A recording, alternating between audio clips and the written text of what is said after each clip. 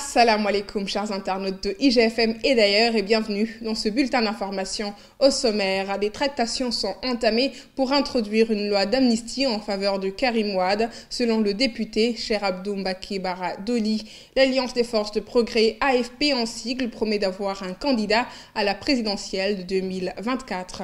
L'Éthiopie, la Chine et l'Indonésie immobilisent toutes les flottes Boeing 737 MAX 8 suite au crash tragique d'hier du vol d'Ethiopian Airlines. Voilà pour le sommaire. Dans quelques instants, le développement.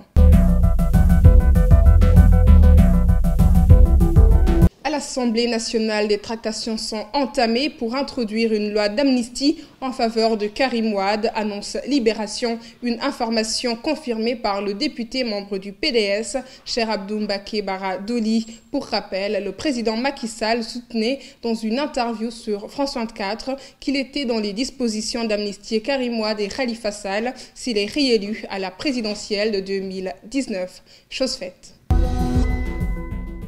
L'Alliance des forces de progrès AFP en sigle, l'un des alliés stratégiques de l'Alliance pour la République du président Macky Sall, a décidé d'avoir un candidat à la présidentielle prochaine.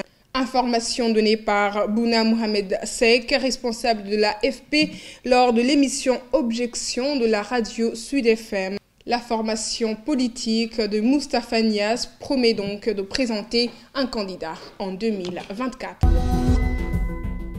Le ministre de l'Hydraulique, Mansour Faye, a convoqué son équipe ce lundi afin d'examiner la décision rendue par l'autorité de régulation des marchés publics, ARMP en sigle, cette semaine sur l'attribution provisoire du marché de l'ARMP a annulé l'attribution provisoire du contrat affermage à Suez et demande une nouvelle évaluation.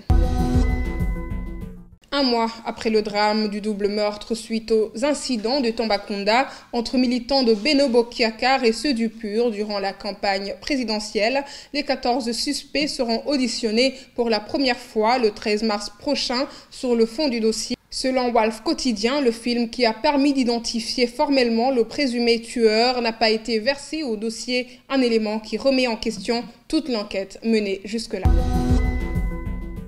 Suite au tragique crash d'un vol d'Ethiopian Airlines ce dimanche qui a fait 157 morts, la compagnie a décidé de garder au sol toute sa flotte Boeing 737 MAX 8 jusqu'à nouvel ordre. Et par mesure de précaution, Pékin a également demandé aux compagnies aériennes chinoises de suspendre tous les vols de ce type d'appareil et l'Indonésie fait de même.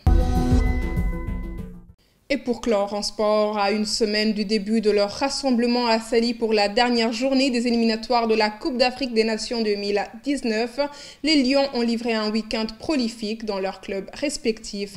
D'abord, Sadio Mané qui, face à Burnley, a inscrit ses 15e et 16e buts de la saison. Ensuite, Krépin Diatta qui, grâce à son premier but de la saison en championnat, permet à son équipe d'enchaîner un second succès de rang.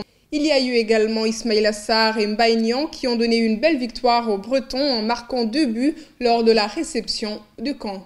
Merci chers internautes d'avoir suivi ce bulletin d'information. Rendez-vous demain sur www.igfm.sn. Yen de Len. Ak jam.